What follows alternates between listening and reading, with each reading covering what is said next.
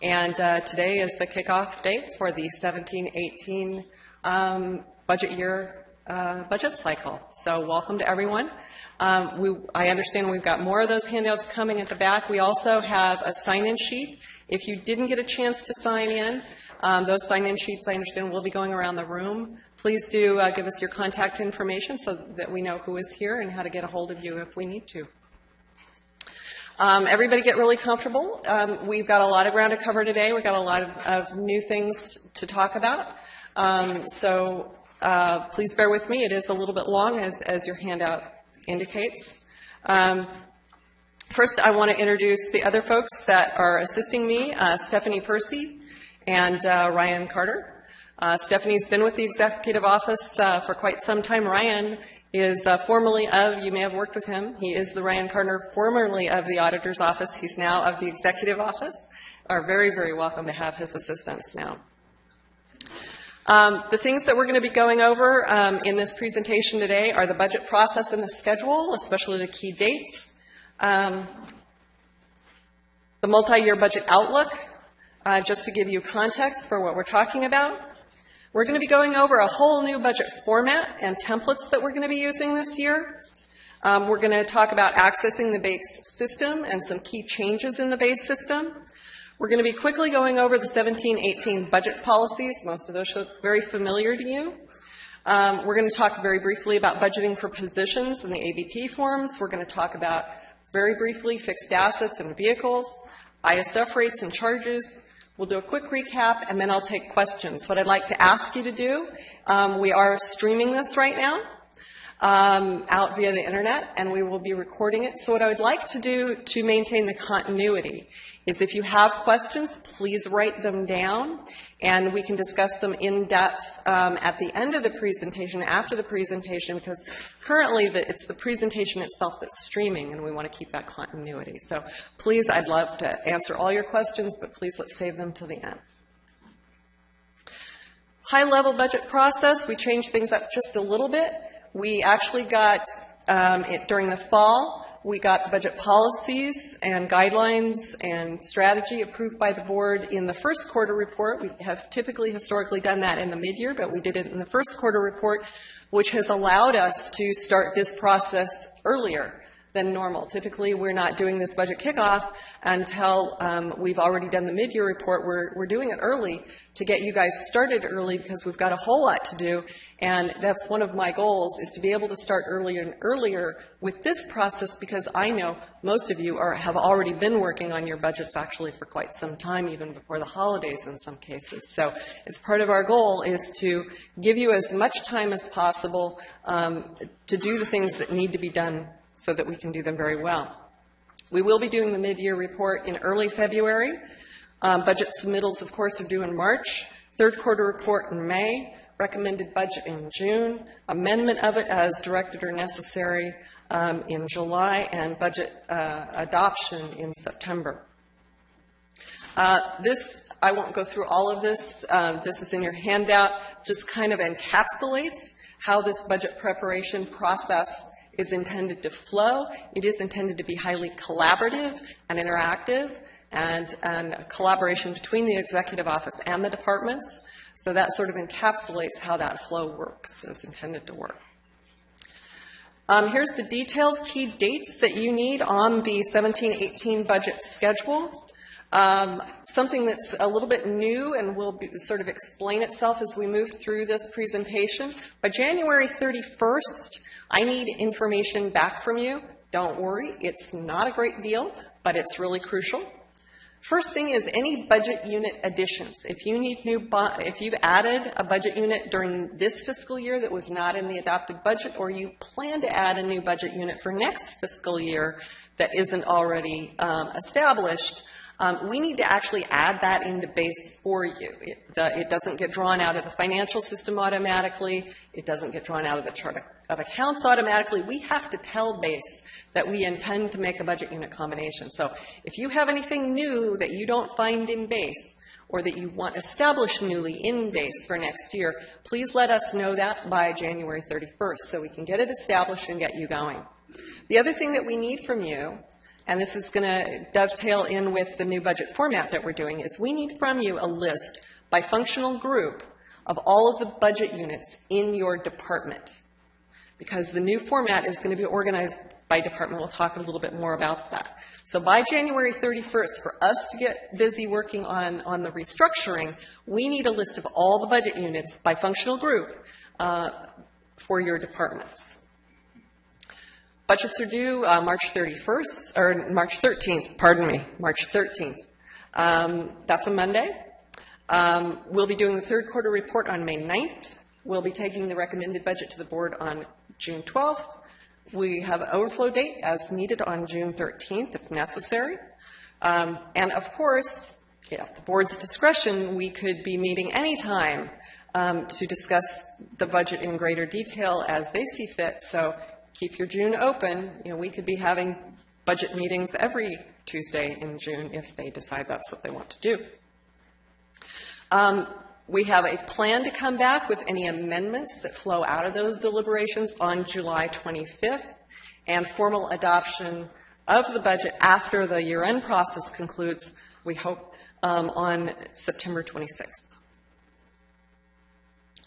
So I want to do a real quick overview of what our discretionary budget outlook looks like. Most of you, if you've been keeping pace with the budget and the quarterly reports, you've seen this before. You can plan on seeing this graph probably for quite some time until it gets a whole lot better. The red line is our NCC, or discretionary spending. The green line is our discretionary revenue. The bright orange line is our discretionary reserves as they are modeled.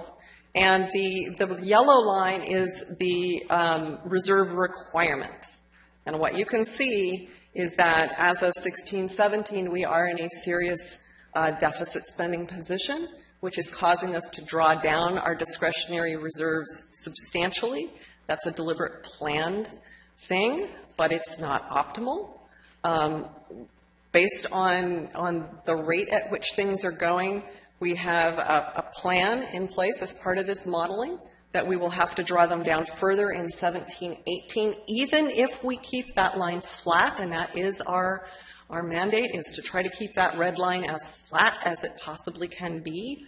And we don't begin to pull out of that deficit position until 18-19, and we don't begin to reestablish firm reserves until 1920 and 2021. Please understand that we're being cautious with our revenue estimates, but we're not being overly miserly. And in fact, our preliminary information on the discretionary revenues as of last week for our mid-year check indicates that revenues may, in fact, not be growing at the rate that is modeled here, and that is of concern to us right now. So this is what frames our context, and it's going to be what frames your context for several years to come, as you can see. And multi-year planning is going to be a cornerstone not only of what I discuss in this presentation, but how we move forward. The reality is that the local economy is recovering very slowly. We have continued to lag behind both the nation, the state, and our surrounding region. A lot of reasons for that. Riverside was ground zero amongst 4 key places in the country for the real estate meltdown. And as a result, we have pulled out of it very, very, very slowly. That is continuing to impact our assessed valuation and our consumer spending. And that's part of what you see reflected in that revenue line. Another reality is that sometimes ISF rate increases have been unavoidable to meet our actuarial requirements and to do full cost recovery. So those are among many things that are challenging us. Our financial objectives are to maintain our general fund reserves above $150 million. The Board of Supervisors is adamant about that. They are just absolutely adamant about that because we have to maintain prudent reserves. For some of you, $150 million might sound like a whole lot of money, but in the context of what that means in terms of cash flow, that doesn't quite cover at this point 2.5 payrolls for general fund payroll. So it's not a lot within the context of a $5.4 billion budget or a $3 billion general fund. So our financial objectives are to rebuild them, maintain them, number one, rebuild them back to the reserve requirement, and to achieve structural balance at the soonest possible time that's realistic by maintaining ongoing revenues within expenditures within revenues, and by getting to the point where we only use one-time resources for one-time uses. Factors that are influencing those objectives have been the lingering effects of labor increases, the legal settlement that mandates increased spending on health and mental health care for our inmates, the upcoming East County Detention Center operations that we must plan for, tepid economic recovery and flagging revenue growth, as I indicated. The multi-year strategy, as I indicated, is to maintain discretionary reserves above $150 million, to hold that, to do that, to hold discretionary costs as level as revenues grow by containing labor costs, restraining other spending, and minimizing, subsidizing other agencies by recovering costs to the greatest extent possible. We're also maximizing untapped revenue streams through claiming grants and use of reserves in sub-funds and other funds. This is all going to require a lot of long-range planning, not only the modeling that we're doing in our office, but by long-range planning for everyone. And that's going to mean specifically defining our strategic objectives, not only at the high level, at the county level, but in every department. It means establishing performance metrics to meet those, aligning those organizational plans with the objectives, right-sizing our organization within our ongoing long-term resources, measuring our achievement on outcomes, and then continuously reassessing our progress on this. So, per board direction, we are going to be changing our budget book format considerably. The overall functional structure is going to stay pretty much the same, but within that, and that means, general government, public protection, those. But within that, there's going to be a whole lot of change. It's going to be a completely different look, completely different feel, and a different approach to the content. This is being driven by the Board of Supervisors. They are asking for more transparency regarding available resources. They're asking for far greater clarity of information regarding requested use of resources. And they're asking for measurable indicators of progress in use of resources. So what does this mean? We've done a lot of looking at different budget book models and different budgeting models around the state of California and other places. We've really settled in the executive office on the county of San Diego as being our best model, as most like us, but more visionary and forward-thinking in terms of where we want to go with our book and our approach, both. So I highly encourage all of you to go out and find the County of San Diego's operational plan. Don't look for their budget, look for their operational plan. They do biennial budget planning. So it'll be 16-17 and 17-18 together. You'll find it out on their website as their operational plan. As I said, it will still be organized by functional groups, such as general government, public protection, health and sanitation, public ways, that kind of thing. But those functional groups are no longer going to be organized by budget unit narrative. They're going to be organized based on departmental summary. So the focus is on the department within each functional unit. Now, some of you are functional section. Now, some of your departments or agencies have components in multiple functional groups. You will still have components in multiple functional groups. They'll just be separated by function, but within those functional groups, it'll be summarized by department or agency. One of the exceptions is going to be that all capital funds will be aggregated together, except for the special districts, which still have their own section. But the non-special district capital improvement funds will all be aggregated together so we can approach capital project budgeting cohesively as a whole. These are the new elements. We'll go over these really quickly, and then we'll get into them in more detail. This is going to parallel the handout that you have, which is sort of the template, a descriptive template. It isn't the actual template you're going to be using, but it's a descriptive template for how a departmental section is probably going to look. It may have a little bit different look and feel than you see there. That's a prototype that you have in your hands. But it's the core essential focus of what you're going to be doing. And these are the new pieces of it. There's going to be a section for mission, for description, for accomplishments, for your strategic objectives, performance measures, related links, the piece that's probably most like what you're accustomed to, which is budget changes and operational impacts, budget summaries by department. Those are going to be tabular and probably even graphic. And a new section on reserves, advances, and deferred inflows. We'll talk about that more. That's going to be new to most of you, but that's also an element. And then the capital projects detail. Mission, pretty self-explanatory. Most departments probably have one. If you don't, you're going to very, very soon. They all should align with the county's overall vision and strategic plan. A description, and again, a description for each functional section might be slightly different depending on the functional section, but it should all harken back to that overall overarching department or agency that describes what the agency does, the key budget units, not necessarily a laundry list of all of them, but the key budget units or activities that that department performs, the programs it operates, and the major functions it performs. There's also a section for accomplishments. Now, we don't want a listing of every plaque and award you've ever received. What we're looking at here is brief descriptions of your most recent accomplishments as they are reflected in your performance metrics. These all should tie together.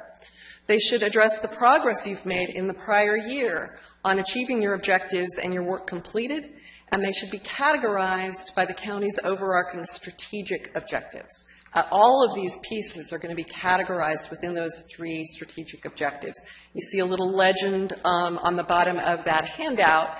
All of them should be categorized, and you see in the handout, you see how they're grouped by those 3 objectives. Please understand, though, if you have, as we move through this, in any particular case, if you have a department or agency that does not perform a function that falls within 1 or 2 of those county strategic objectives, maybe you have a function that really only falls within 1 of those county strategic objectives, that's okay. Don't start making stuff up just thinking that you have to fill something out in each of the 3 sections. If your function as a department or components of your department only fulfill 1 of those county strategic objectives, that's what you use, that's what you fill out. Just ignore the others, delete the others from your template. Your departmental strategic objectives should briefly describe your priorities and your operational goals, and they should link each objective to the county's overarching strategic objectives that they support. These objectives should drive an intended outcome. That's going to be very important. Outcomes is the thing. That's what we're here to do, is create certain outcomes. And so these objectives should drive towards that. That should be their purpose, as they are aligned with your departmental mission and the county's overarching vision.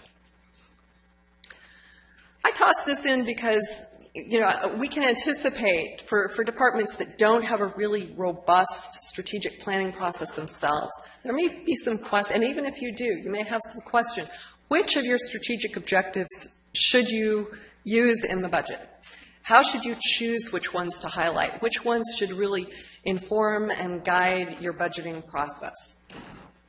There's a very well-known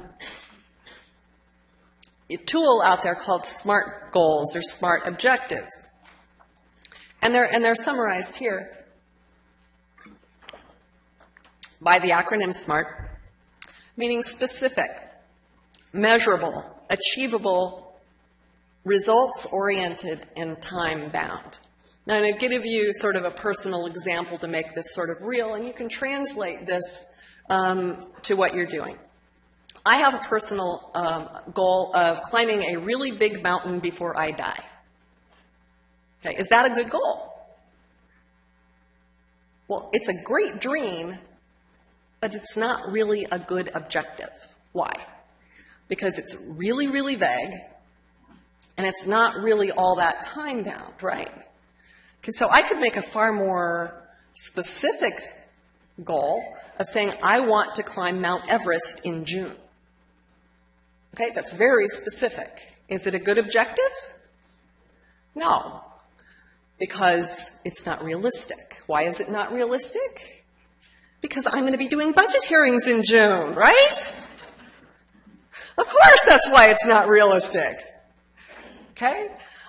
A more realistic, specific, adequately specific, but not overly specific goal would be, I want to climb a 14er before my 55th birthday. Okay?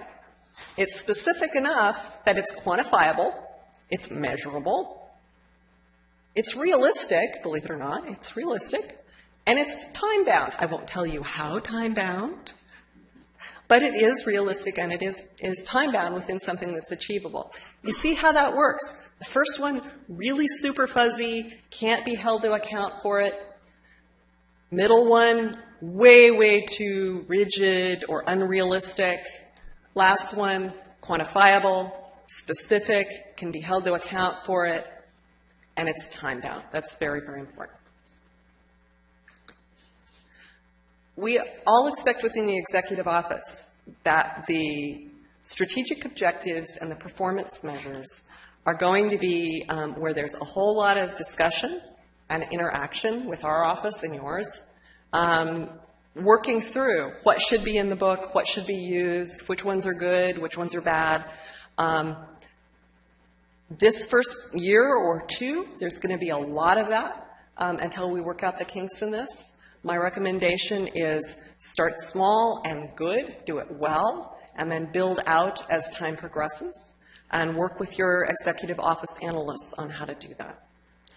Performance measures should demonstrate the achievement of your strategic objectives through performance, through the metrics.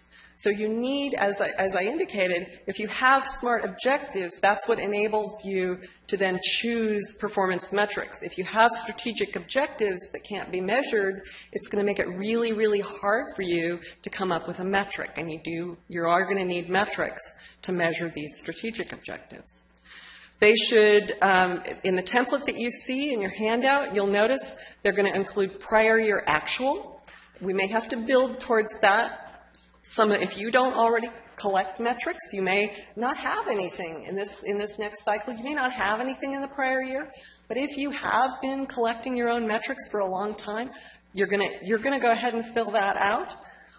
Plus one for the budget year, and then targets for the out years. You're also going to be able to annotate details. So use a very high-level descriptor for the metric, and then give much greater detail, if you want, in the annotation section at the bottom of that table. The related links section, you can include your departmental website. You can include links for your social media websites, and any other agency websites. If there's a state or federal agency who you think a reader would find great information from on their website that informs your budget context or your regulatory context, please feel free to include those. But the primary intent is that you include your departmental website and social media. Budget changes and impacts are going to address 5 key areas, and those are staffing, expenditures/appropriations, revenues, departmental reserves, advances, and deferred inflows, and your net county cost allocations. These narrative elements on major items should be short, succinct, and direct bullets. If you look at San Diego's budget, they pack huge amounts of information into single bullet sentences. So I highly recommend that you go out, you find your corollary in San Diego's budget book, and see how they're doing it. You should be stating what, how much, why, what it means, and to whom. Summarize it if you can in a single sentence. That is ideal. A single sentence. by revenue, by particular cost, and it should be focused first on the major items. And what does major mean? In a budgetary or financial reporting context, we talk about something that is major, either as a fund or a cost or a revenue, as 10% or more. So those things, a fund which is 10% or more of a county budget is considered a major fund. We only really have one, it's the general fund. Everything else is actually in our budget less than 10% of the county general fund. So that helps you limit the list of things you're actually talking about. If you're looking at your top revenues or your top 10% costs, you're only going to have a list that's at most 10 items long, right? That helps put a fence around this project that we're working on. It isn't a rigid rule of thumb, however. If you have an item that's less than 10% on any of those issues, but the impact of what's going on with it is really significant, absolutely go ahead and include it, please. So staffing, please summarize the authorized positions in your budget, including the total budgeted for your department or agency, the number that are funded and that are not funded, and how many are filled and vacant at that time.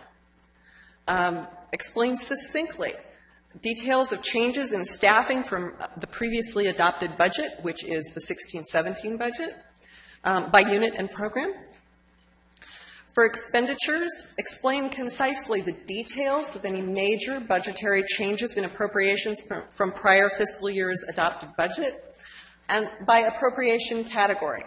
You all know these: salaries and benefits, services and supplies, etc. If you have a department that doesn't use all of these, don't feel like you have to fill something in here. Just delete it. Okay? I don't want, if you've got a department and you only use 3 out of these 6, don't leave in lines that say not applicable or none or blank or something like that. Just delete them. We don't need anything that we have to edit out.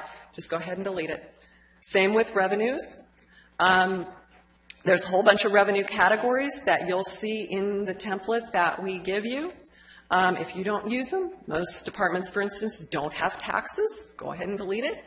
What you should be summarizing the details of at the department level is the major budgetary changes in revenues from the prior fiscal year. Reserves, advances, and deferred inflows. This is going to be new to almost everybody. What we want you to do, we're going to be posting we're waiting for the CAFR balances to post over in the system, and once they do, we're going to be downloading those, and we will be posting those current year, 16-17, beginning equity, advance, and deferred inflow balances for you out on the base website. And those are going to be the beginning points for you to work through this template for your funds. We need you to explain separately by fund the details of each spendable departmental reserve by fund equity balance, including any restricted, committed, or assigned balances. We need you to also discuss balances for advances and deferred inflows that come forward. And then we need you to discuss any projected increases or use of those reserves in the current year that will influence the beginning balance for the budget year. And then we need you to discuss any requests for either the increase or decrease of those obligated balances that are included and factored into your budgeting. Next, there's going to be a section on net county cost allocations.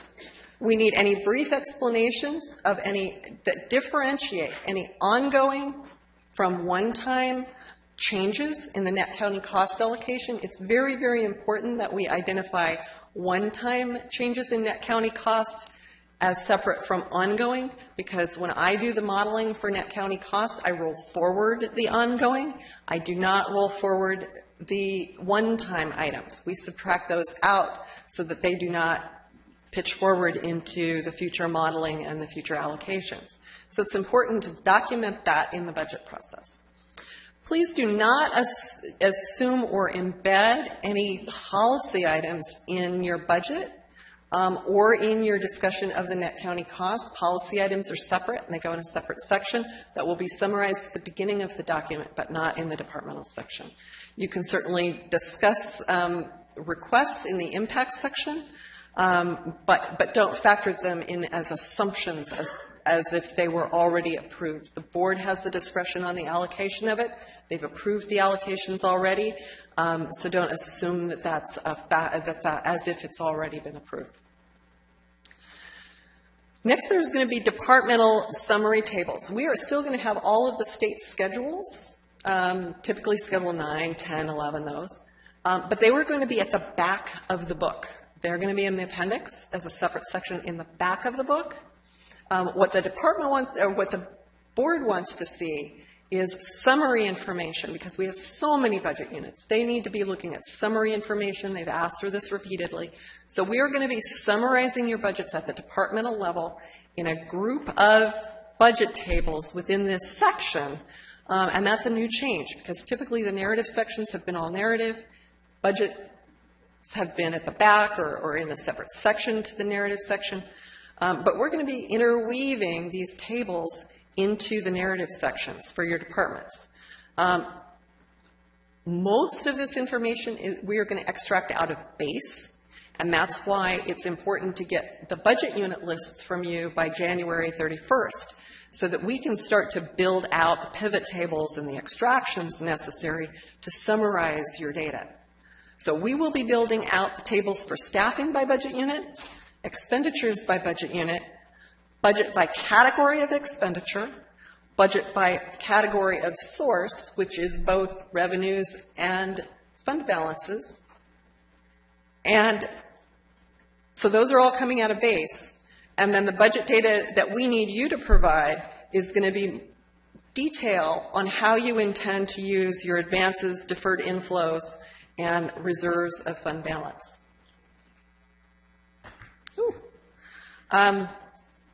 For those, you're going to want to start, and this will be more self-explanatory when you get the actual templates, with the beginning balances for this current year.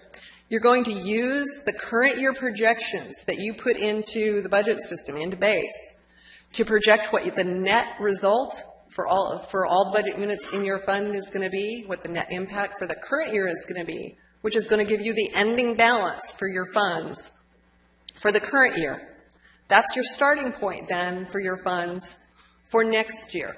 And when you budget, you should always be doing that. You should be looking at where your fund starts and where it ends. Now, a lot of you, if you're a general fund department that's mostly net county cost funded and you don't have any separate funds, you don't necessarily worry about this. But please remember, some of these reserves include sub-funds. Many of them are going to include sub-funds. So you need to be looking at those as well as any parent funds, and that will be in the listing that we give you.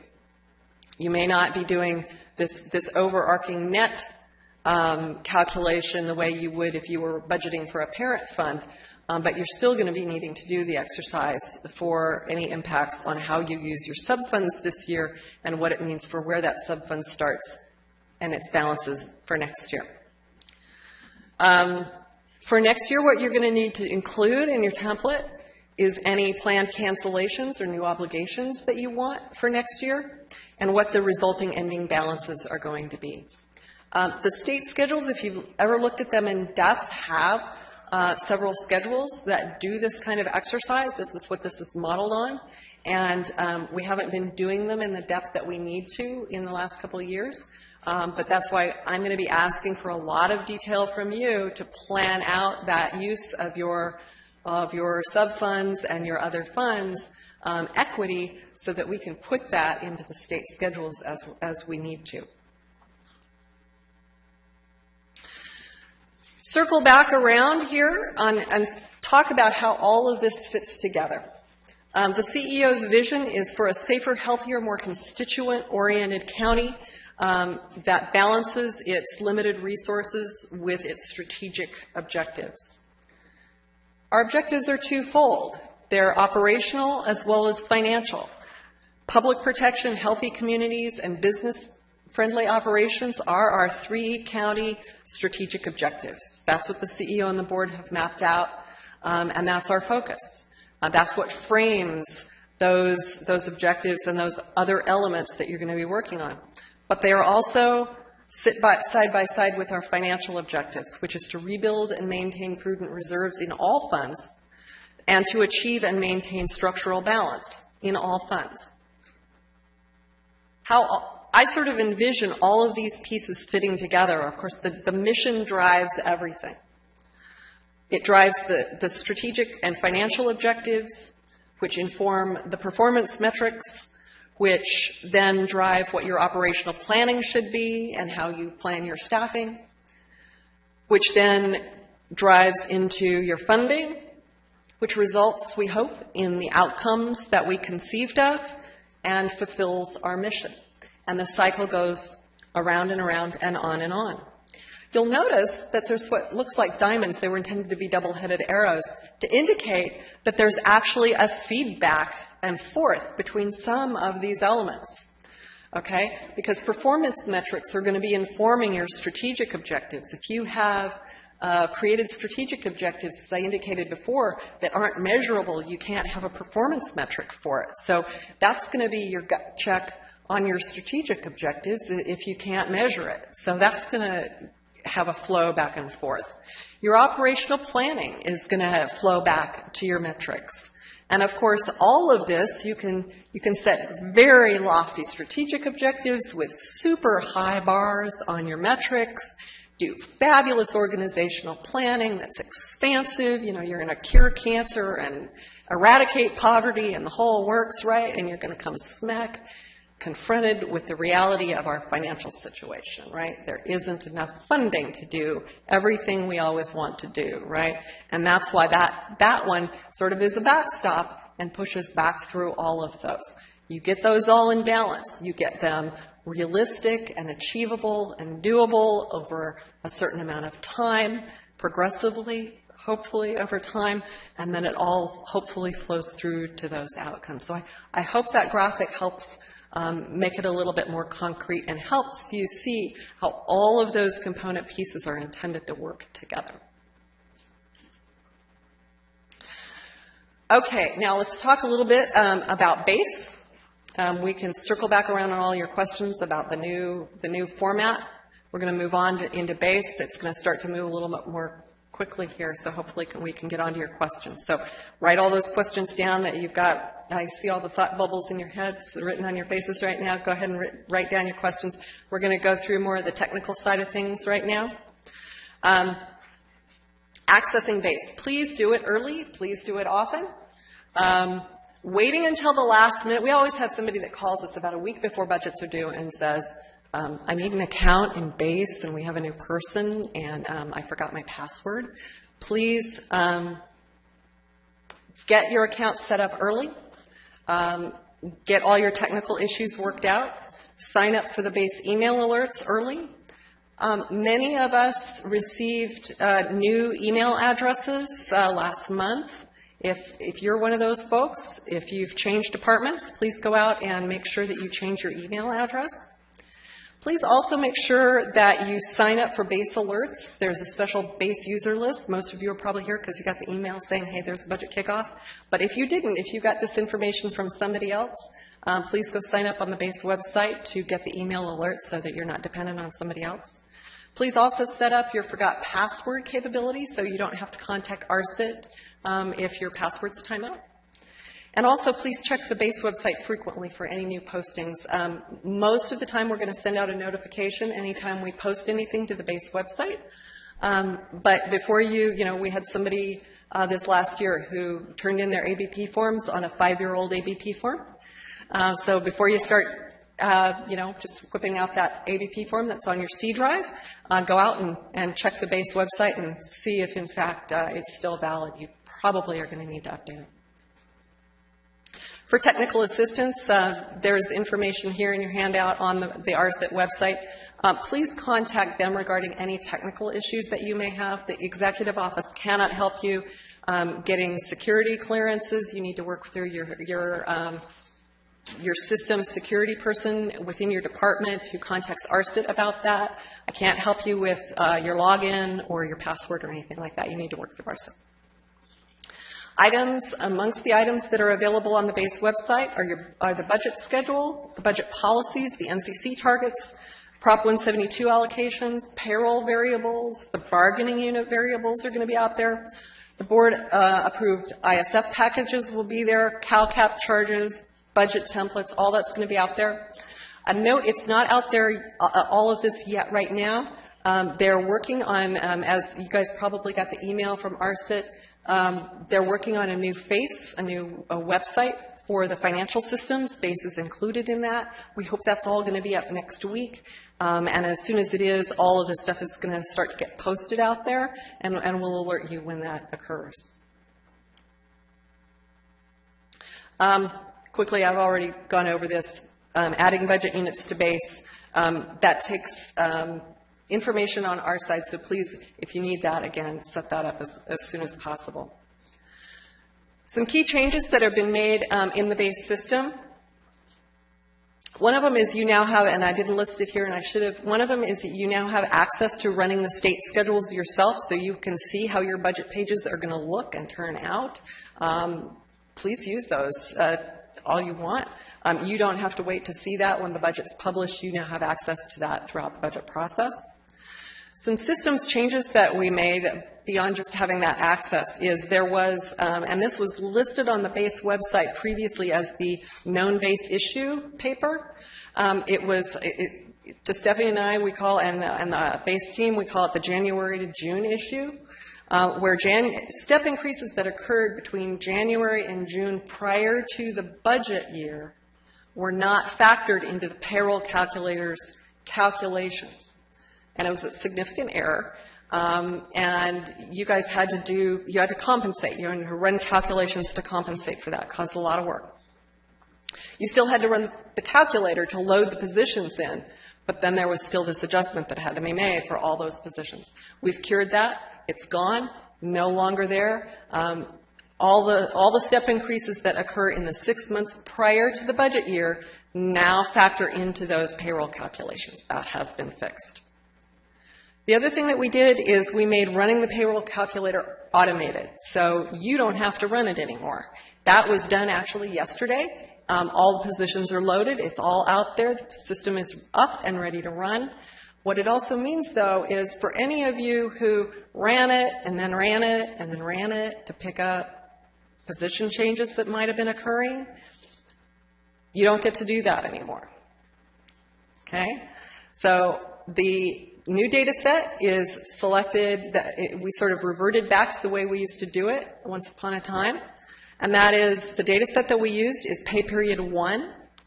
And part of the reason is for the automation of it, but the other thing is it gives us a fixed point in time, so we're all using a common set, a common data set. We all know we're talking about the same set of positions.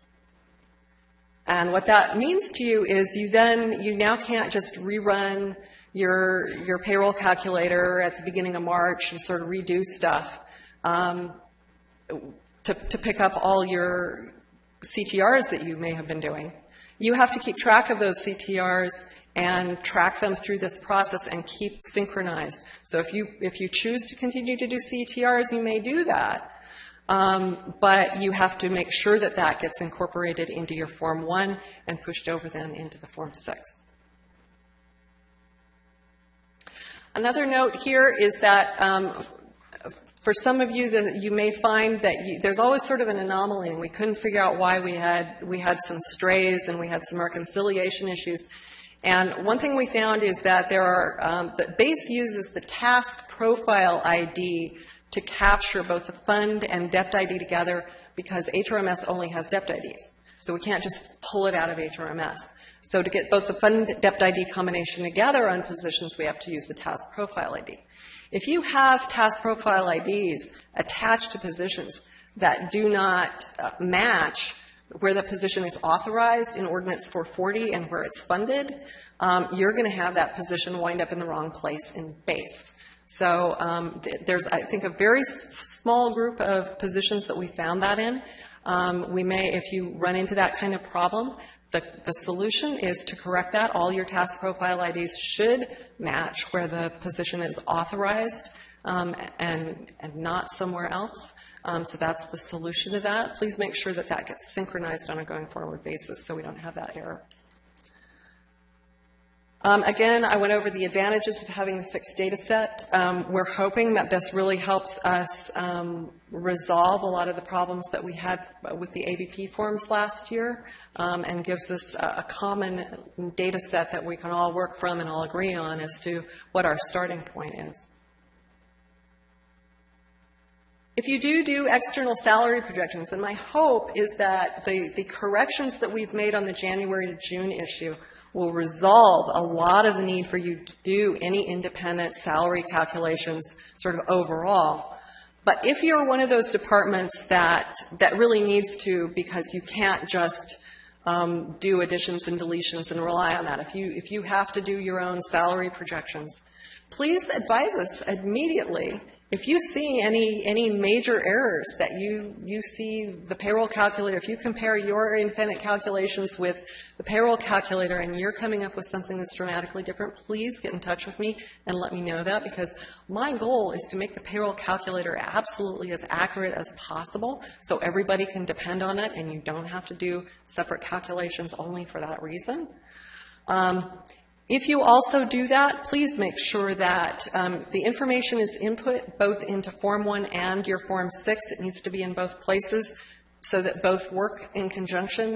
We can analyze things in conjunction with each other and we don't have really widely varying discrepancies between them. And also annotate those projections and how you've done them and what your assumptions are for your analysts in base. And again, if you're doing that, you need to synchronize any position transactions that you may continue to do throughout the process. One thing that we'd like to ask you is please avoid doing what I want to call gut and replace on your positions. This used to be necessary, at least for some departments thought it was necessary in order to do those corrections or to deal with your own calculations. Last year, though, we had several departments, well, we had at least one department that we know of that gutted their positions and then didn't put them back. And even though we checked several times whether they really, really, really intended to be doing that, it turned out they really, really didn't, and it was a major problem. So it's a huge hazard. We really recommend that you not use that approach if you do it. If you need to do something like that, please contact us and talk with us about what the best way to get those computations in versus just stripping out all your positions and putting them all back in. Not really the best. It's also a huge time investment for your staff to be doing that, especially when you're talking about hundreds of job classifications. Very quickly, just a reminder, BASE does not load zero budget lines. A couple of years ago, I guess it was very common practice for some departments to budget only at a very generic high level and then ask the auditor controller in the heat and height of year end to be loading hundreds and hundreds of zero budget lines so they could post whatever they wanted wherever they wanted it. Not doing that anymore. So if you, I gave the permission to the auditor's office to say no. They've got other things they need to be doing during year end. So please budget what you need based on the historic trends for accounts or your projections forward as to what you're going to need. And only use that zero budget line load for those cases where you really have to load in program information or project code information. But not just to load up a whole bunch of lines so you have them there if you decide to use them. Very quickly, we're going to go through the budget policies. Net county cost allocations were rolled over. Please submit your budgets within that allocation. Any budgets exceeding the allocations, we will either may send them back to you or we may revise them ourselves. But we really need everybody to cooperate and turn in your budgets within your NCC allocations. The multi-year budget assumptions include backing out one-time allocations. They include any adjustments to the 172 related issue.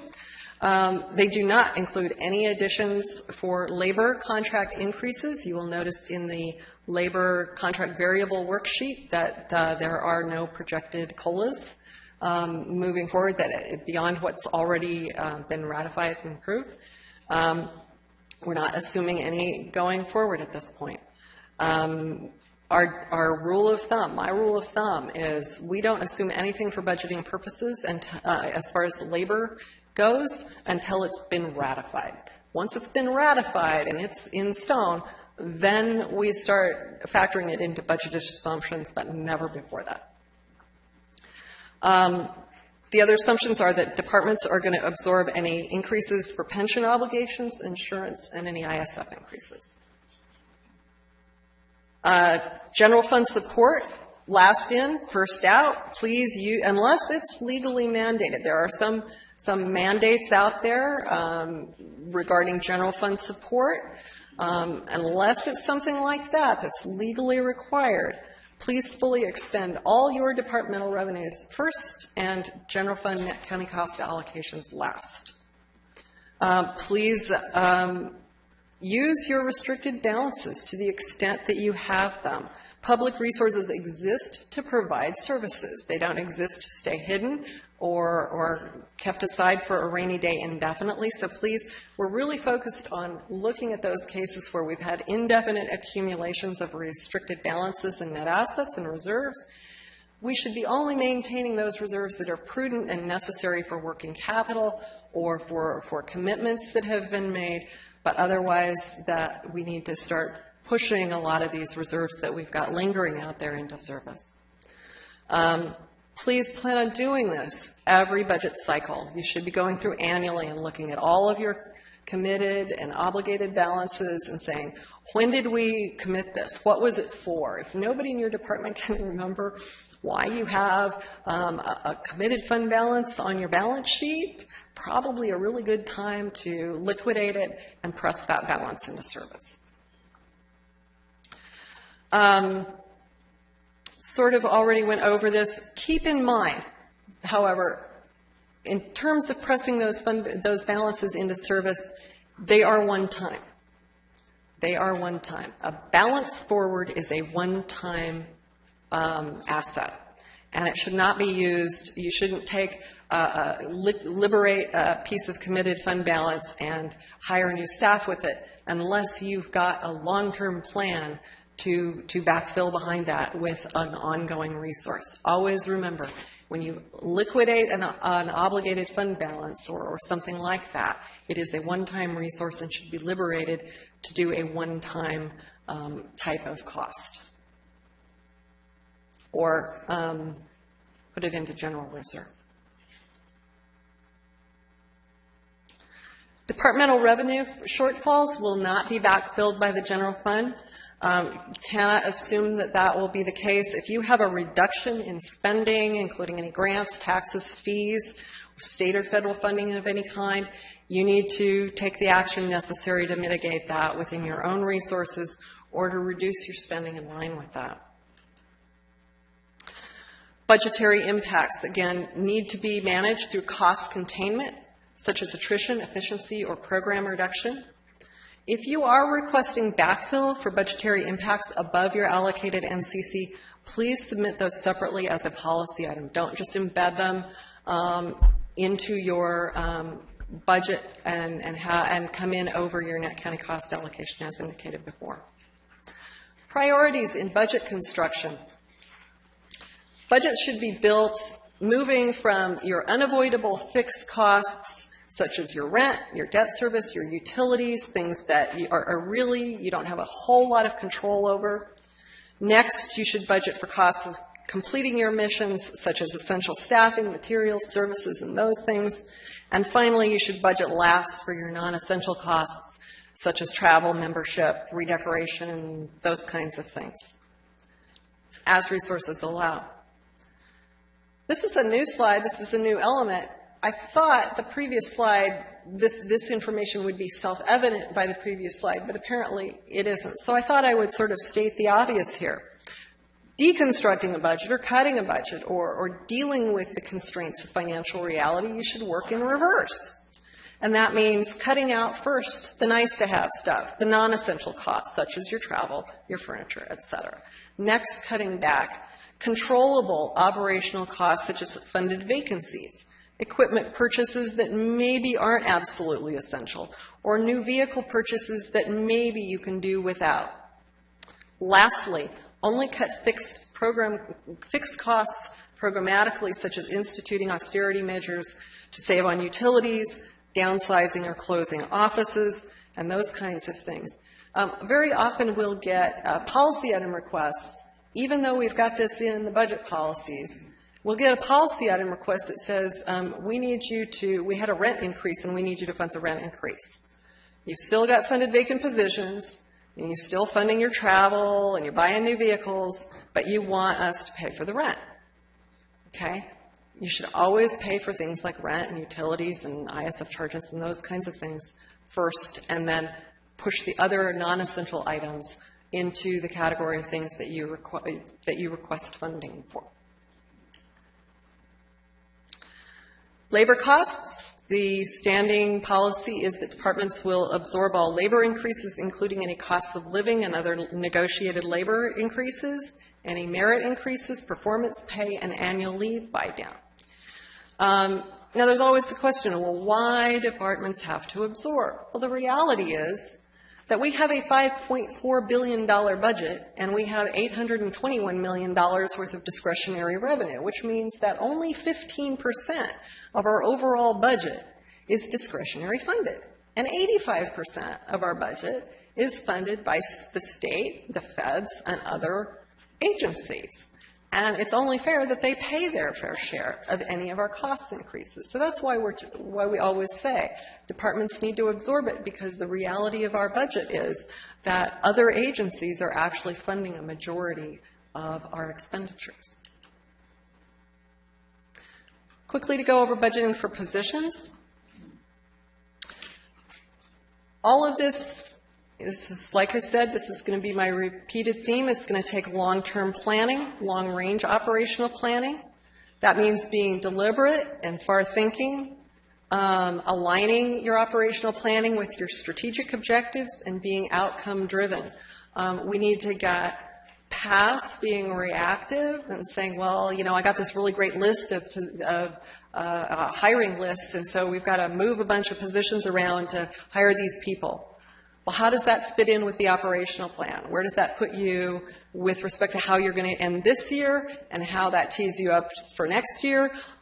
All of this needs to be done within a long-range plan. Part of that needs to be looking within your financial constraints, looking at vacant unfunded positions. Filling vacant unfunded positions actually can be a cause of inadvertent cost overruns. We've seen this all too many times, where there are departments that assume that if they have positions, they must be funded. And if you have the positions, why don't you have the money? And why did you bust your budget? Well, you actually had a whole lot of positions that weren't in reality funded. And one of the things that I've started to talk about in conversations within our own office is we have to start looking at unfunded positions as unfunded liabilities. Think about it that way, and it changes your perspective. If you've got hundreds of positions out there that are vacant and unfunded, but anybody in your department could decide at any time to fill them, and this has in fact happened, you have out there a reservoir of unfunded liability. And when you hire someone, I know some of you have huge amounts of turnover, very rapid short-term turnover, but you always have to hire, whenever you hire an employee, you have to think of that as a lifetime commitment. That isn't just the salary that you're going to start paying them in July. It's the pension you're going to pay them in 35 years, right? You have to factor all those costs into it. Again, it's that long-term thinking, that far thinking, that long-range planning. Factor that all in. Except for very extraordinary situations, most unfunded positions should be deleted. There are some exceptional cases where there are departments I know of that have very, very fluid environments that warrant having that kind of flexibility, but most departments have very stable workforce environments, and with a good operational plan, you should be looking at whether you can liquidate some of those unfunded vacant positions and get them off the books. So, something to remember. is we are getting, in our office, we are getting increasing numbers of questions about those issues. So having them out there puts a bullseye on them increasingly. Vacant funded positions. Trimming long vacant funded positions is one of the ways that is most efficient and painless to achieve long-term cost savings. It is far, far better to acknowledge the savings up front, glean that savings up front by deleting the position, build that savings into your budget up front so you've got certainty on it, rather than sort of keeping it as a hidden cost savings that you hope is going to fall out at the end of the year. May or may not materialize. Go ahead and make that cut up front. And what it does is it gives you, there's no onboard employees impacted by it. It doesn't disrupt schedules and workload, and it prevents harmful cost cuts that may result somewhere else if you don't take that cost savings. I want to talk very briefly about authorized budgeted positions, the ABP form. There's been some confusion in past years. The ABP form is actually used to reconcile your Schedule 20 to HRMS. It's not used to request new positions by itself. It simply reflects what's in the Schedule 20. I just want to dispel that confusion. We talked about that a little bit last year, but for anybody who's new in the room, that's what the ABP form is for. It is a method of reconciliation. They need to be signed off by HR and turned in when you turn in your budgets on March 13th.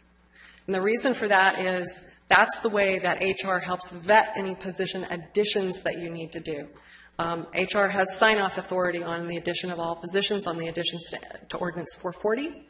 And so we need their sign-off before any positions are added, and that's the vehicle that we use is to have them sign off on the ABP form. So please work on getting all of your position additions processed through your budget process as early as possible. Start working with your HR team as early as possible on clearing those job classifications. The thing that they look at most is validating that the job classifications you're asking for in the budget are appropriate and correct, just as they do on any CTR or Form 11 or anything else. They have to do that with the budget.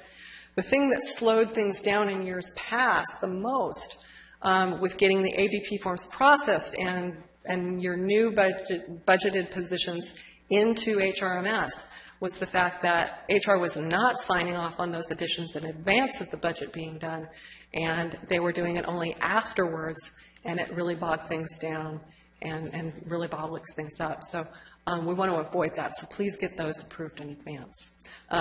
I'm not going to go through all the information on the slide. You've got it in your handout. But the most important piece of that is please do get it HR approved, and please do turn them in when you turn in your budgets on March 13th.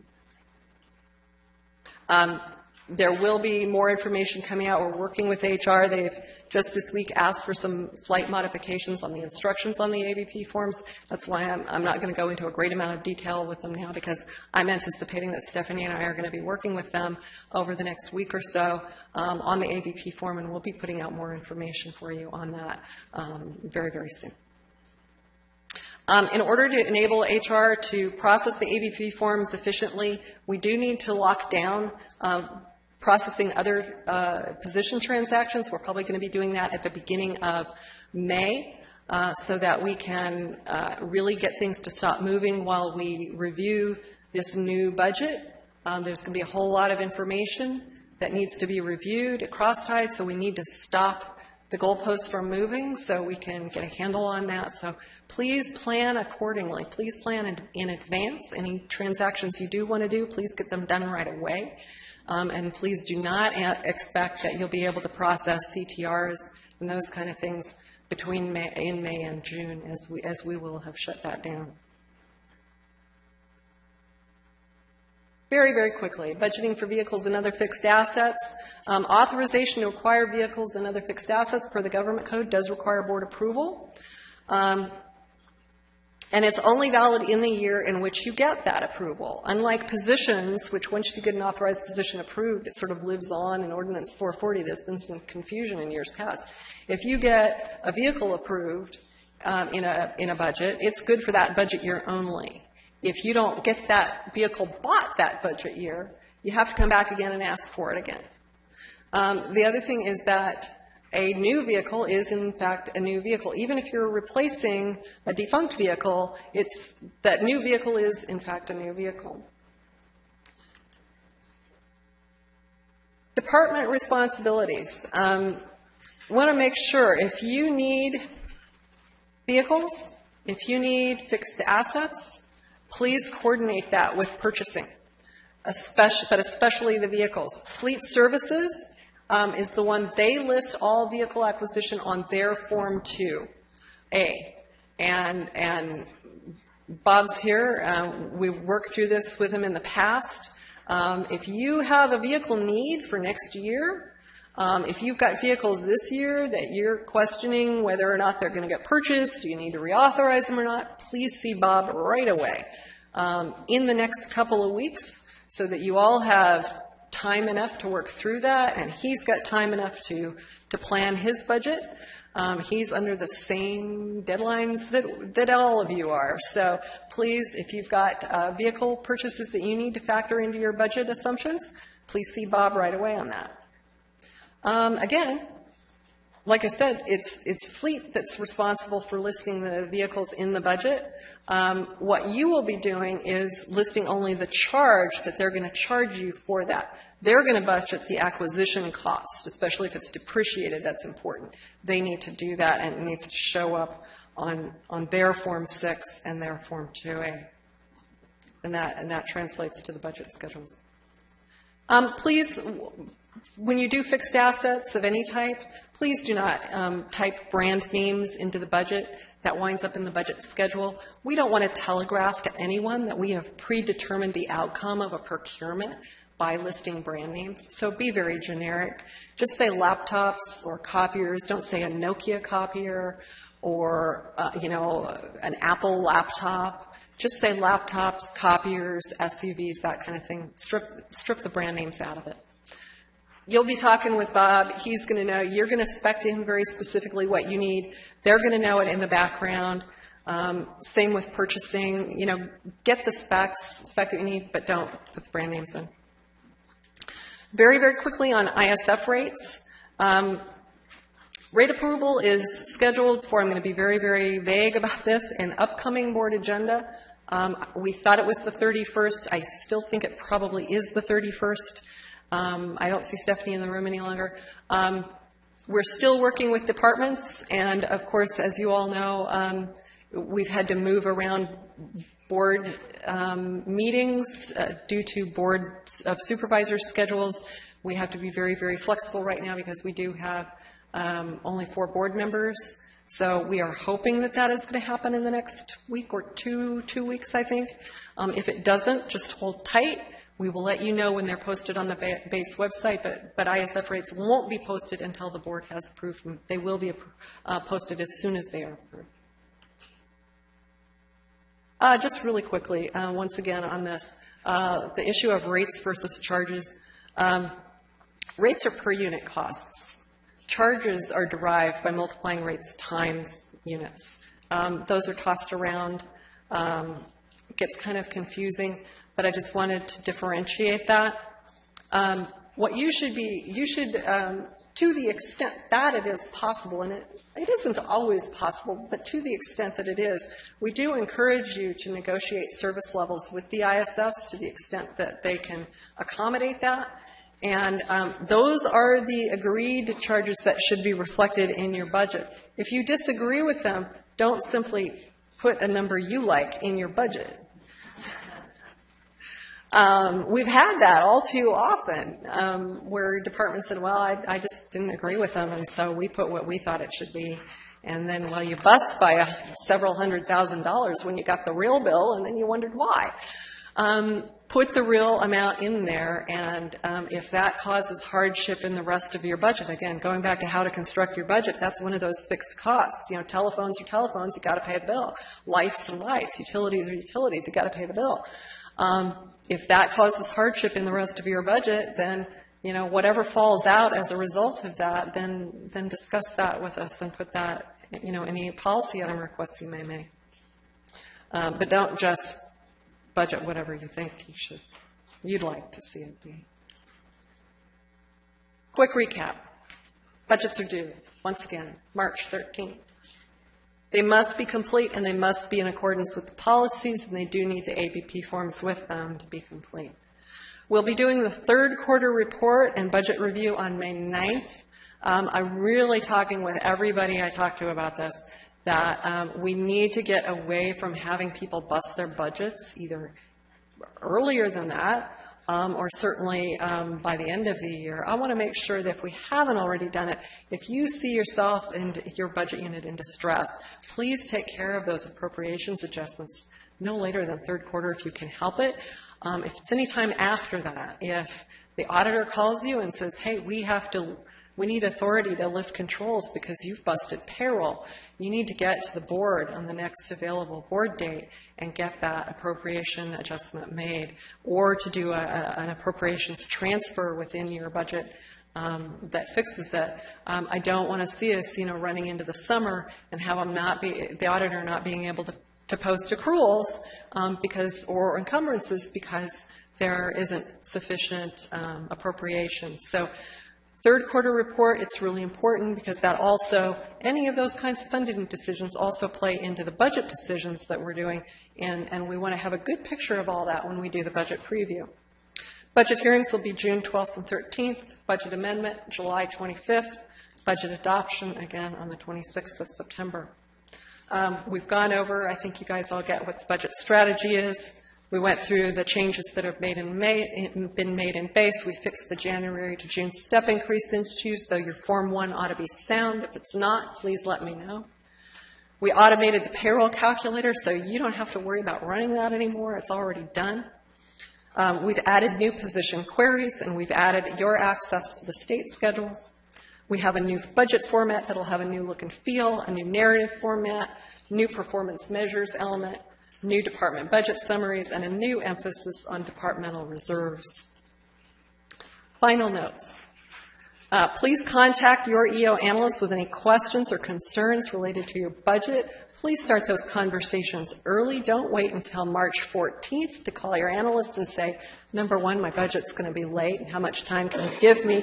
And, oh, by the way, we've got all these policy issues we thought you might want to know about. Start those conversations very, very early. Make this a collaborative process. Start talking about those policy issues very, very early on. Also, be ready for any last-minute changes. As you know, anything can happen during this budget process, and it usually will, so please be flexible and nimble and prepared.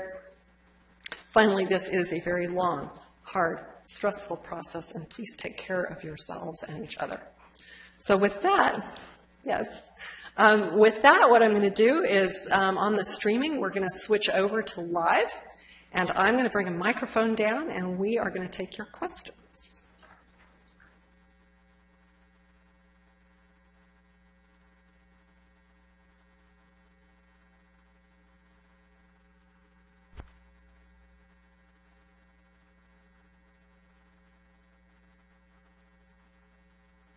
Where would we like to start? Oh, everybody's being so shy. I know there's questions out there. Somebody's got to have questions. Yes, sir.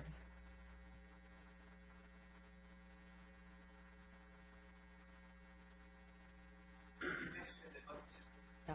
Question is, what's our definition of functional unit? The budget book is broken up by functional groups. General government, public protection, health and sanitation, public ways, special districts. Those are the functional groups in the budget. Every budget in the budget is defined by one of those functional groups, and that's what we're talking about.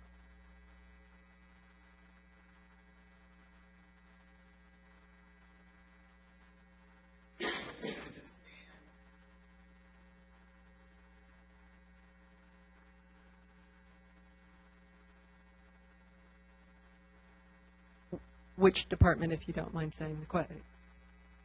Behavioral health?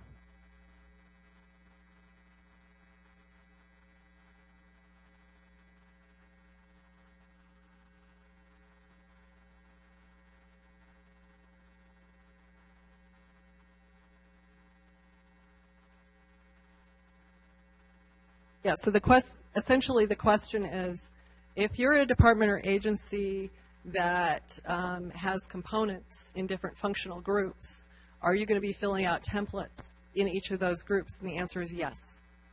Just as currently you have budget units that are separately listed in each of those functional areas in the budget, you will now, your department will be listed in each of those functional areas, summarized by the units that are within that function in that area.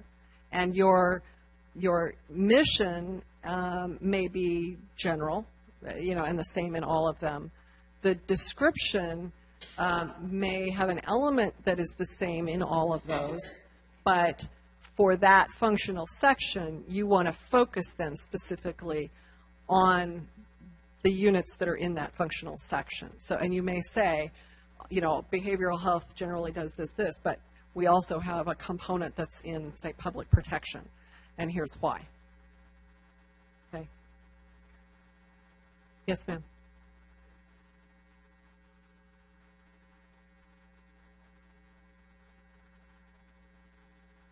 Public ways and facilities, general government, public protection, and special districts. So when we produce our financial statements, our two functional areas are general and public ways and facilities. But since you're going to show us in the county's budget as a special district, how do you want us to present it for your purpose in this new format?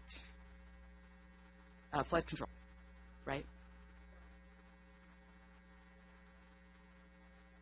So if you are currently in the special district section of the budget, you will stay, that's your functional group. And so even though from your own financial reporting standpoint, you may have general and those, your functional group for the budget book purposes does not change. And flood control is just one agency within the special districts. You're going to have one section within your functional group. Any of you that, who else is in there? Ways, parks, those. If your the section you're currently in the budget book is in special districts, you will remain there.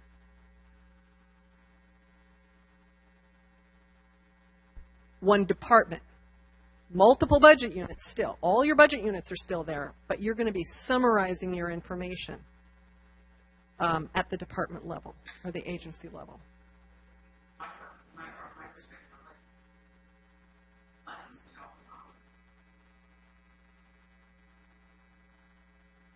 Yeah, the budgeting doesn't change. You are still going to be budgeting at the budget unit level. None of that changes.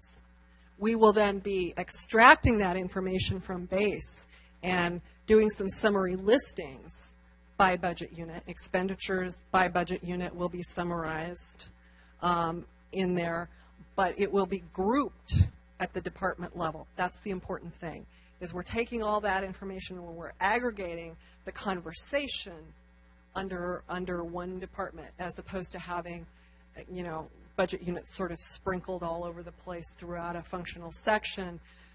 Board members really want to look at a department. They want to get a really good, firm understanding of what that department does and all the components that are part of it, what all the pieces are a part of it. And that's why, going back to mental health or behavioral health question, a majority of your department is going to be under health and sanitation. That's your sort of parent, your prime location. You want to refer probably to the fact that you have components in the public protection section, and we can refer over to that section for those components, so that the bulk of that information, the bulk of your concentration is going to be in that parent functional section.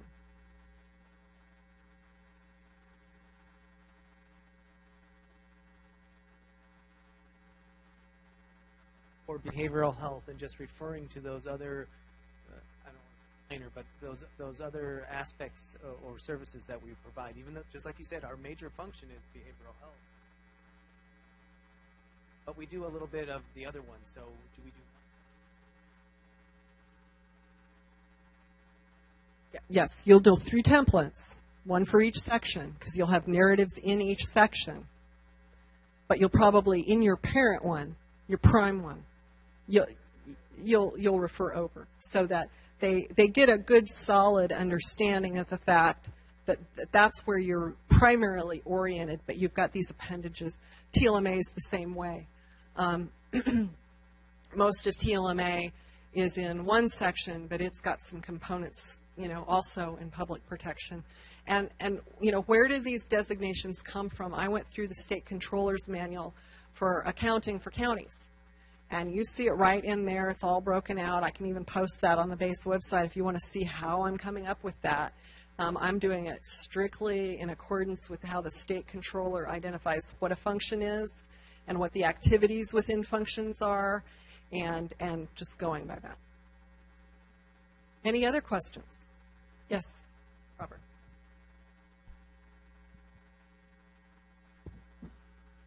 The question is regarding CalCap. Usually by this time of the year, we've seen the proposed CalCap numbers and have a chance to go through them and analyze them and ask questions.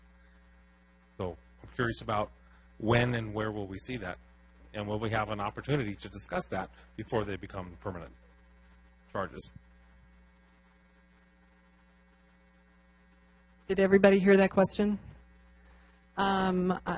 Frankie's not here anymore. Is there anybody from the auditor's office here?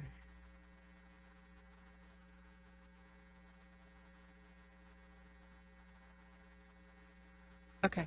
Susanna's saying that she knows internal audits is working on it.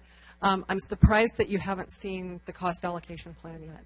I know we got contacted just a couple of days ago about the proration factor that apparently hasn't been updated in a few years, and we need to give them that.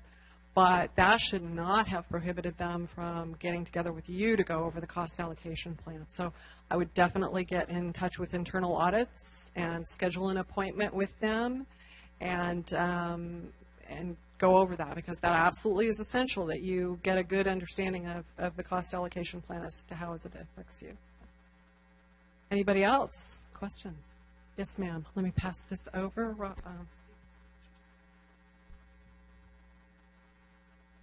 So in BASE, when you run the payroll calculator, it usually assigns the first person the responsibility to submit the budget once that person runs the payroll calculator. So because it's automated now, if you have multiple people in your department working on your budget, will one person be assigned, or will everybody have the ability to submit the budget? That was not actually an issue that the BASE team raised with us when we were doing this, and I don't know if, I know they were doing some of the things. I don't know if we have anybody from the BASE team that's here right now. We can certainly ask that question of them. I am assuming that it no longer has that kind of restriction. I was not aware that there was that kind of restriction at all, that it was in any way limiting in that way. So we can certainly ask that question, Ryan, if you want to write that question down, and we'll follow up with them right away on it. Anybody else? Certainly. Hi, Susan.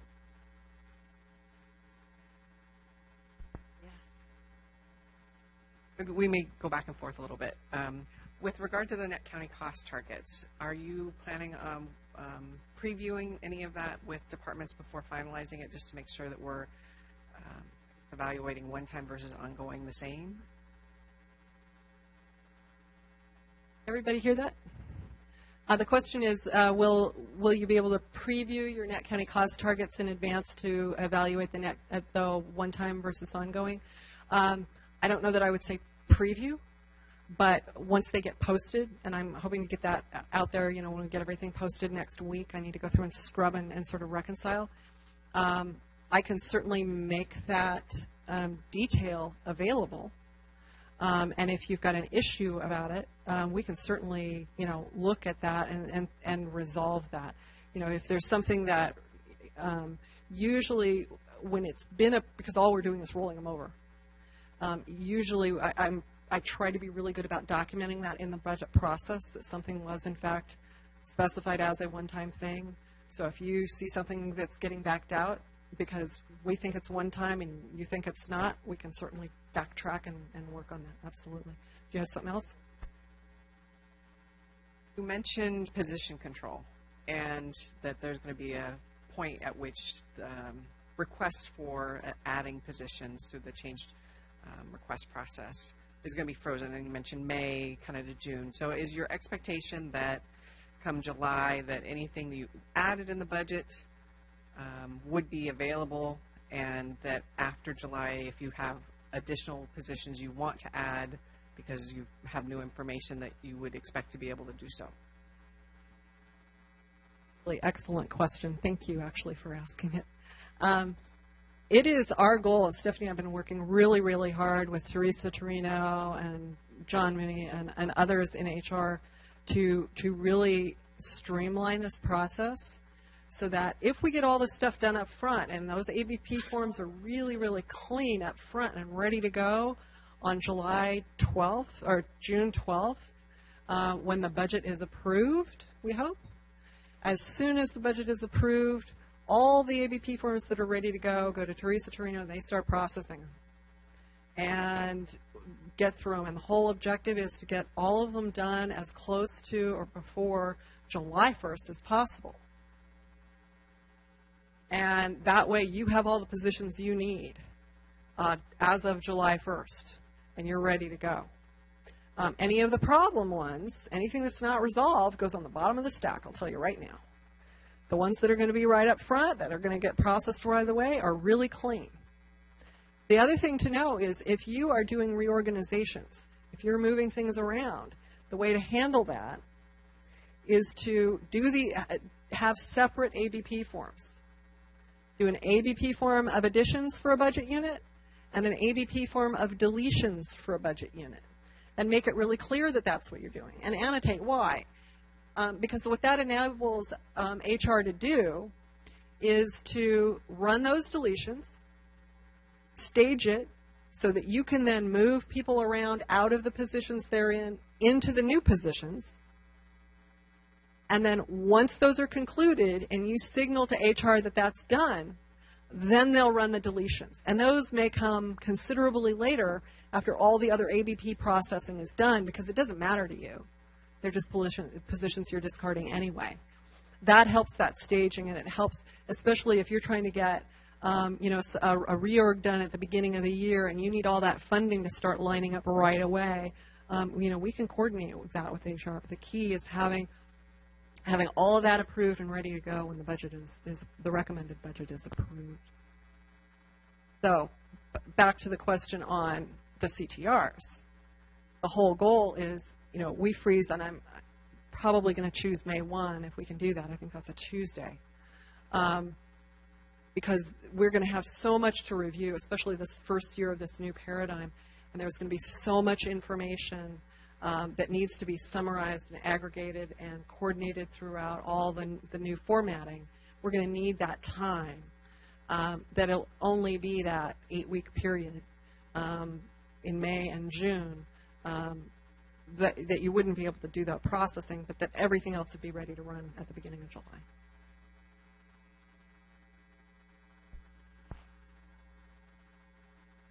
So still on staffing, one of your charts here says that we're going to summarize authorized positions, and it says how many are filled and vacant as of what point in time? As of what we think at the end of this fiscal year, as of when we're preparing the proposed budget this month?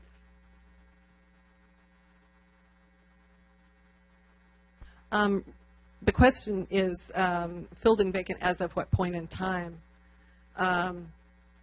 What Stephanie and I have done is we've done an extract on or about May 1st, and that's what you see in the recommended budget book, is as of May 1st. You can use that as the threshold so that reconciles to what's in the Schedule 20. You could also, if you choose, talk about it in terms of where you'll be by the end of the year. We can coordinate that with your analyst and with Stephanie and I if there's some confusion. But it shouldn't be, as of December 31st or today. It should be much, much, much closer so that it's as close to those numbers that you're going to see in Schedule 20 as possible.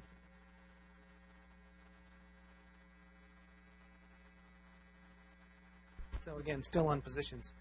We struggled last year again with I think it's just the timing. So base is going to be updated. You're going to do a point-in-time poll of all our positions. You're going to run the payroll calculator as of some point in time. That's going to be like now.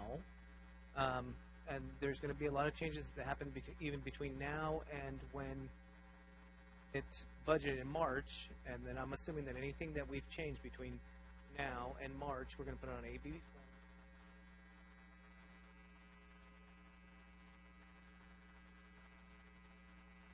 Well, yes or no, because again, right now, if you basis polled positions as at some point in time, we could have a CTR in process that's going to add a position.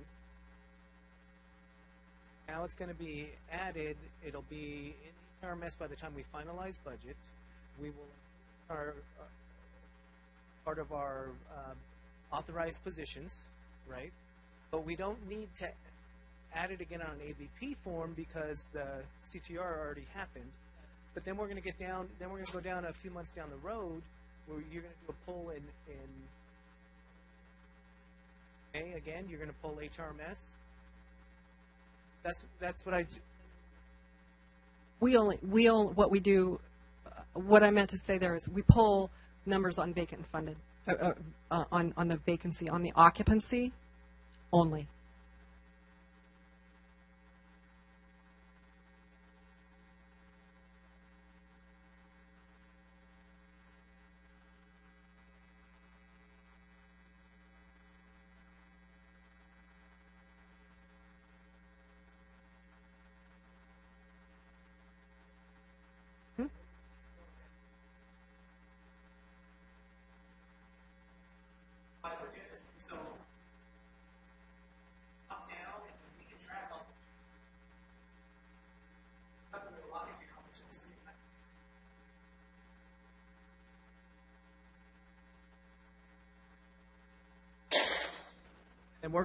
And we track all of our changes that happen up until, but it seemed like this year there were two reconciliations that happened. One, when we did budget in March, we had to reconcile between what was in base RMS because base was pulled like now, and then budget submitted in March.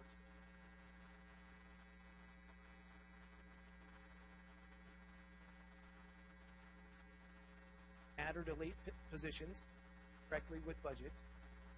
But then again, we got another list to reconcile in May. And that problem is exactly the thing that we are trying to resolve by fixing the point in time.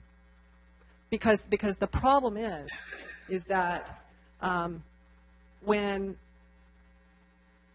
departments could run and rerun and you had positions that kept going, you may have submitted your budget and your ABP forms, but then you did more CTRs that weren't reflected and they weren't in the budget. And then you're trying to reconcile, well, the ABP forms don't, how does this relate to what's actually in HRMS and all of that? That's the whole point, and that's what I'm saying in terms of needing to synchronize. Your baseline is pay period 1. And there's a query in the system now that will give you that data set. It gives you all the positions that were there as of pay period 1. And then you need to be tracking in terms of your Form 1 anything else that you do right up through the end of April. Even if once you submit your budget to your analysts, if the next week you process a CTR, you've got to get that in your Form 1. You've got to ask your analyst to send your budget back to you so you can update your Form 1. Okay? That's why I'm suggesting the easiest thing to do is, do some internal planning. Get those things done now if they really have to be done. Control it. We're not forcing you to suspend, but I recommend really tightly controlling this so that you can reach a point where everything stops moving for a while. And that's then what allows you, if you've got your pay period 1 list, you track everything against that. Your ABP form, you sort of answered your own question. Your ABP form is the reconciliation between the Schedule 20 and HRMS. Your ABP form, if you continue to process CTRs after you've done your ABP form, it changes HRMS. And so that's why, internally you need to decide sort of on your own point in time when you're going to make things stand still so that you don't have to do multiple reconciliations, because it's that constant moving the goalposts around that gives you multiple reconciliations. We very much only want to do it once ourselves.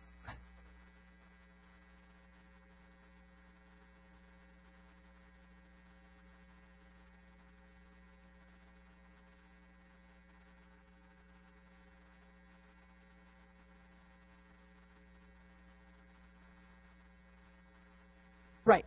If the question is, if you've got pay period 1 and you do a CTR, you don't need to list that position that's on that CTR on your ABP form because it's already going to be in HRMS. What you do need to do is make sure that it gets into your Form 1 so that your Form 1 is looking forward to July 1. And anything that you're doing subsequent to pay period 1 that's going to be there July 1 needs to be accounted for in your Form 1 so that the authorized positions synchronize and are there. Does that make sense? I know it's going to be a continuous conversation, and I know that those of you who've been around for a long time, going back to pay period 1, it's going to be no big deal because that's how we did it in the olden days back when we all had covered wagons and fax machines and dial phones. For some of you who weren't there in covered wagon days, it's going to be a little bit difficult, but I think what you will find after we get through this cycle is that it's going to be a lot easier to manage because you won't have all the gyration and you won't have somebody else in your department who for one budget unit ran the payroll calculator at March, the beginning of March, and everybody else is on some other, and nobody can agree on the list of positions. It's been a nightmare. So we're hoping that having a standing list of positions everybody can agree on, you staple that together with all the CTRs you do, and you know where you should be. Other questions? Yes, ma'am.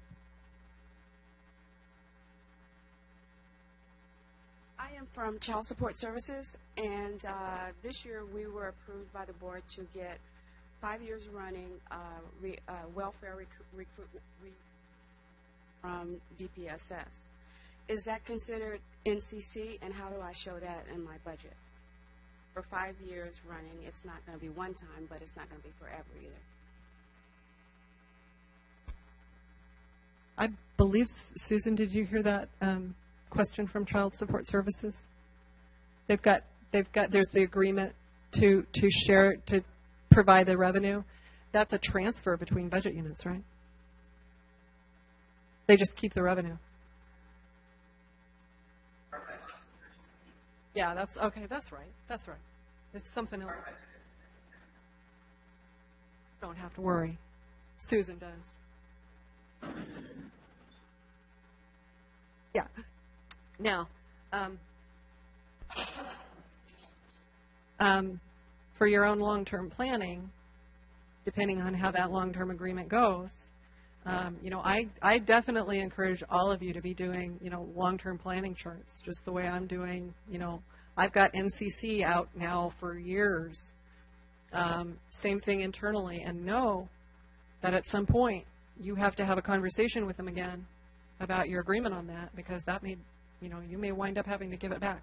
That's not an NCC issue on our side. It's been an NCC issue on theirs. Other questions? Yes, hold on just a second.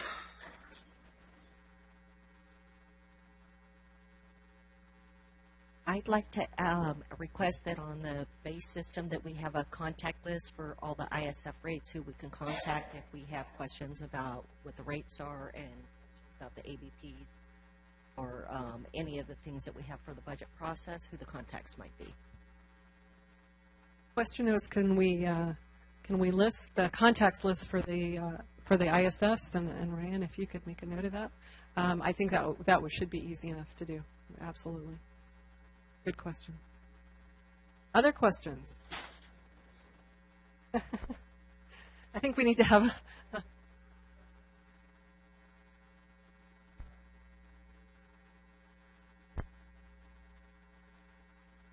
Fleet is going to budget the asset piece. We only have to budget how much we're going to. But we don't have to ask for asset authority for a vehicle. Fleet's going to take care of that. Question is just affirming how vehicle requests work. That is correct. Fleet lists the asset.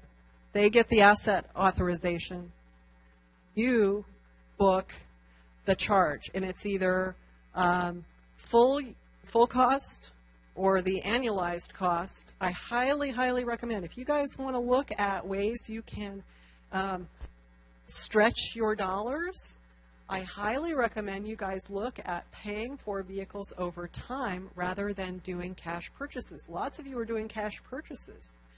Okay, but that vehicle very often, you know, Bob, what's the amortization, standard amortization period? Is it 3 or 5? Yeah, but we know patrol's like 15 months, right?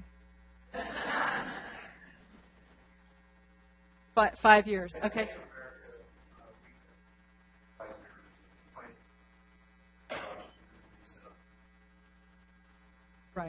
Right.